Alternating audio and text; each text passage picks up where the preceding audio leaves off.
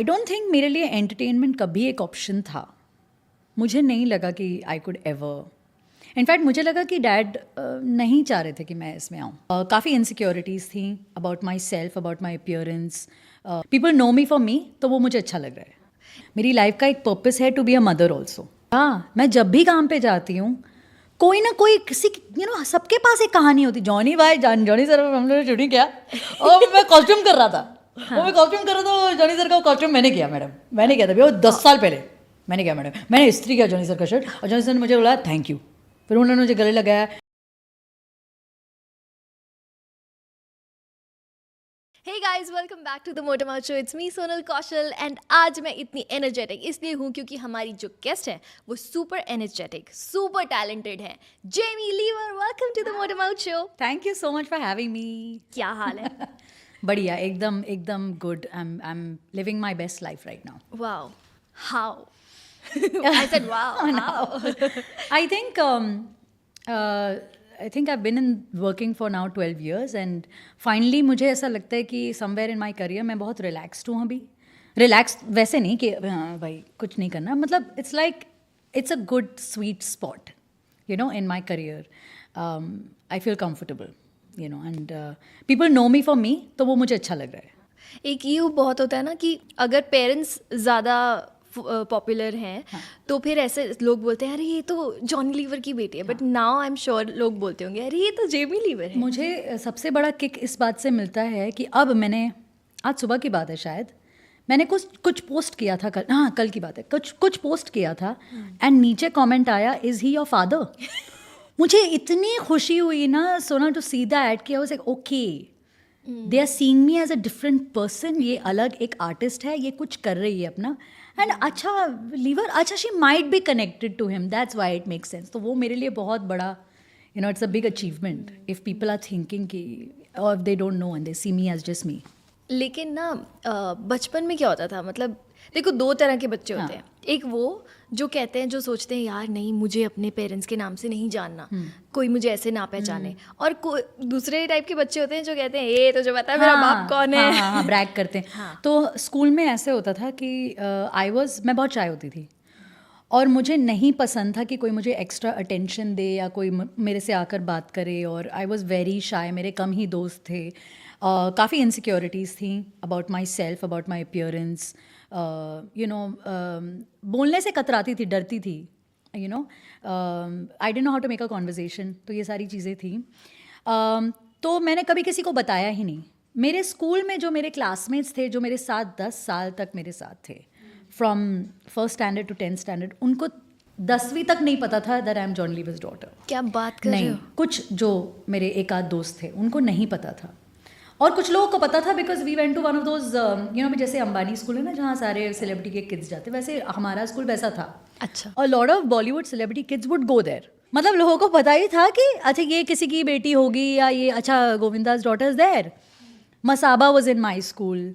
I think Alia Bhatt also went to my school. तो वैसे काफ़ी. Which school is this? Jamnabai Narsee Oh, school. okay, yes. तो वैसे लोगों को पता था, लेकिन मैंने सामने से किसी को नहीं बताया. और मेरा भाई जो था he was very like my dad is this, my dad is that, A you don't know this. तो वो थोड़ा वैसे था and he was a little cooler than me. In fact मेरे क्लास के जो क्लासमेट्स थे, मेरे classmates, they were friends with my brother. क्यों? बिकॉज वो कूल था ना, वो मेरे से छोटा था, 2 साल छोटा था, बट उनको मज़ा आता था कि हम जेसी के साथ हैंग आउट करेंगे. And then they used to call me your JC sister ना. तो मेरी वो आइडेंटिटी थी. So there was nothing special about me. I think yes, during like annual function जब होता था तब मुझे सिंगिंग के लिए बुलाया जाता था, डांसिंग के लिए बुलाया जाता था. तो I used to participate in Bharatanatyam और सिंगिंग का कुछ भी, वेस्टर्न सिंगिंग या इंडियन सिंगिंग, तो मैं उसमें पार्ट लेती थी. तो तब मुझे लोग पूछते थे कि यार जेमी को बुलाओ, जेमी. तो थोड़ी इज्जत मिलती थी कि हाँ थोड़ा स्पेशल फील हो रहा है. Apart from that there was nothing. Yeah and I don't think मेरे लिए एंटरटेनमेंट कभी एक ऑप्शन था. मुझे नहीं लगा कि आई कुड एवर. इनफैक्ट मुझे लगा कि डैड नहीं चाह रहे थे कि मैं इसमें आऊँ. क्यों? क्योंकि वो बहुत प्रोटेक्टिव डैड हैं, बहुत ज़्यादा. उनको नहीं पसंद था कि मैं अगर देर से बाहर घूम रही हूँ या चिल कर रही हूँ अपने फ्रेंड्स के साथ. ही didn't like it. He didn't like me going for sleepovers. He said, क्या है sleepover क्या होता है, खुद का बेड नहीं है. You know, it was like that. तो they didn't understand the concept कि ये क्या है. So and he was very protective towards me. मेरे साथ भी ऐसे ही था. हाँ? My parents were also very protective. लेकिन जब मेरा करियर बनाने की बात आई ना, तो मेरी मम्मी ने बोला जा बेटा Mumbai. I am from Delhi. Okay. So she said जाओ मुंबई जाओ, यहाँ That कुछ is नहीं amazing. है. That is really amazing. कि Yeah. उन्होंने ऐसे Just मतलब imagine. trust करके encourage किया ट्रस्ट है. करके तो यार दूर की बात है, उन्होंने मुझे धक्का. I told her I don't want to go. Yeah.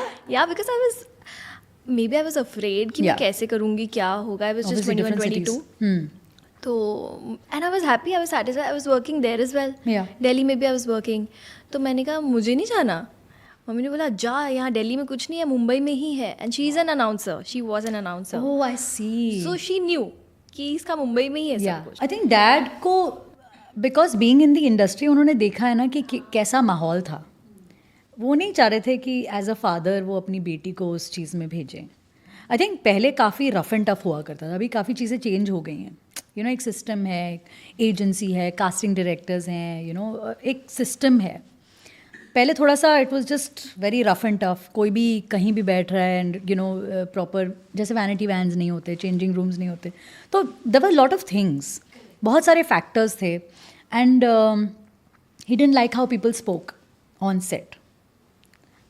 गाली गलौच होती है, लोगों का लैंग्वेज अच्छा नहीं है. सो ही डिडंट लाइक दैट कि यार उस माहौल में वो बिगड़ जाएगी. पता है मैं अभी ऐसे इमेजिन, मैं पिक्चर कर रही हूँ सर को हमने हमेशा ऐसे एक अलग वे में देखा Yeah. है ना, हंसाने वाले एंड ऑल. हाँ. अभी मैं उन्हें इमेजिन कर रही हूँ as a As a protective father. Father. Yeah. कुछ ही दिनों की बात है, पिछले हफ्ते वो मेरा शो था और मेरे शोज़ फेब में मैंने स्टार्ट किए, माई वन वुमन. हालांकि स्टैंड अप तो मैं 10 साल से कर रही हूँ, बट छोटे ड्यूरेशन के लिए. फाइनली मैंने अब जो वन वुमन स्टार्ट किया है, तो उन्होंने मेरा सबसे पहला शो देखा था इस साल फेब में जब मैंने स्टार्ट किया. और करते करते अब मैंने कुछ ऑलमोस्ट 20 शोज़ कर लिए हैं. तो जो लास्ट शो था वो देखने आए. तो काफ़ी ऑब्वियसली करते करते आप पॉलिश हो जाते हो, चीज़ें एडिट हो जाती हैं, हल्की चीज़ें आप निकाल दोगे. तो शो हमारा अच्छा बन गया है. तो he came to watch me and he enjoyed the show like he was an audience member.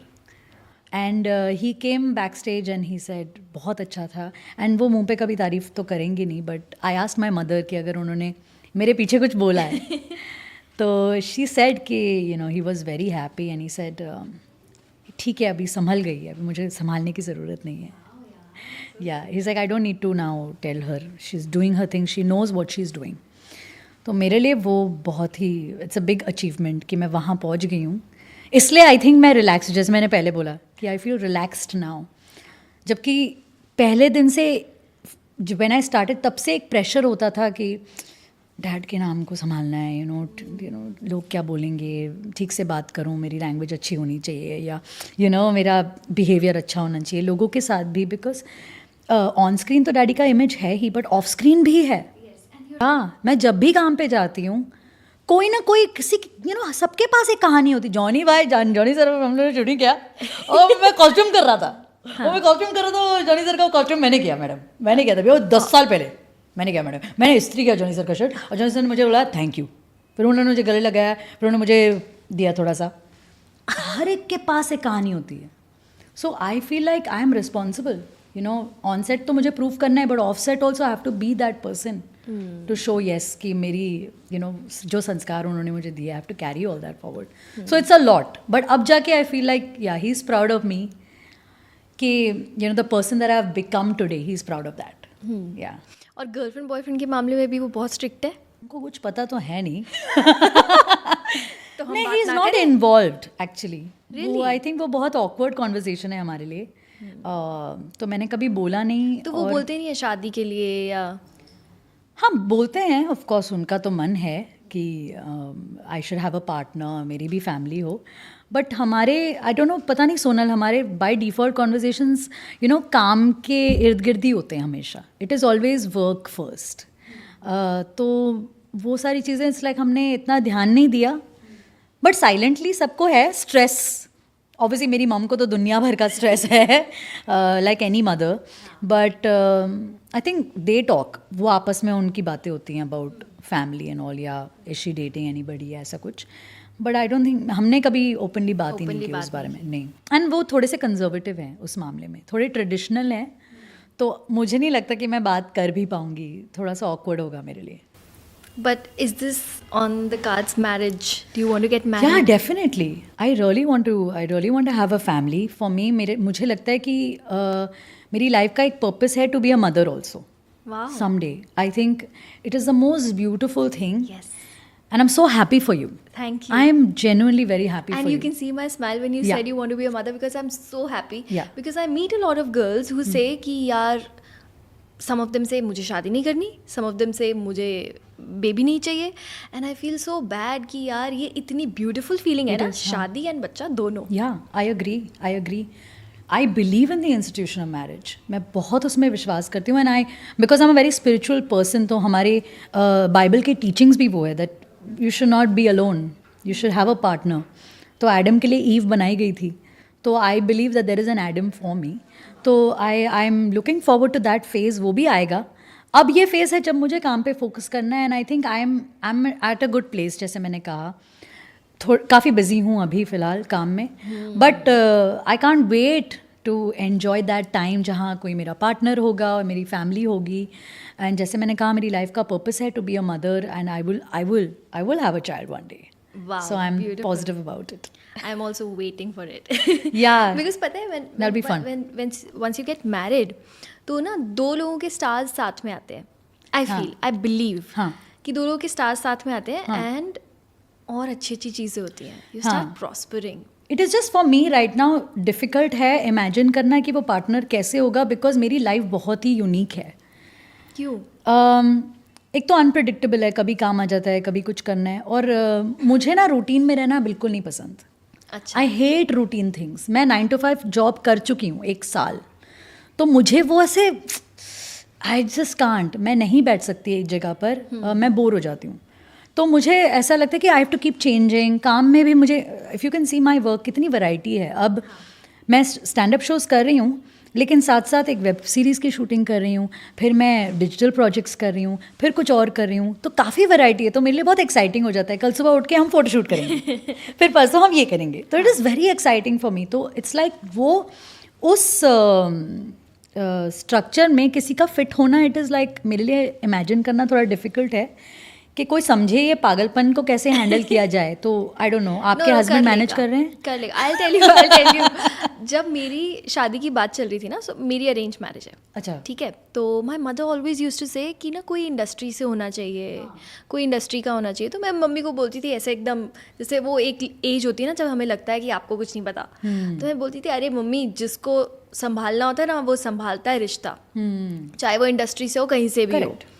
But जब उत्कर्ष मिले और शादी हुई, देन आई रियलाइज कि यार मम्मी सही बोलती थी, because the way he understands my work. If I am coming at 2 AM रात को, मैं 2 बजे आ रही हूँ, he is fine with it and he understands. So शायद कोई और ना समझ पाए हमारी इंडस्ट्री में क्या होता है, कैसे होता है. And you know, a lot of people से a lot of things about the industry, है ना. हर कोई अच्छी बात नहीं करता, बुरी बातें भी करते हैं, तो कुछ भी बोल सकते हैं कोई. Yeah but I want to be the centre of attention.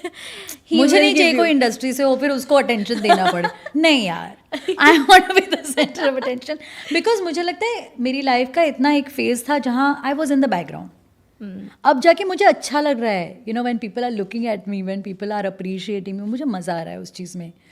तो मैं चाहती हूँ कि मेरा पार्टनर भी मुझे उतनी ही इम्पोर्टेंस दे.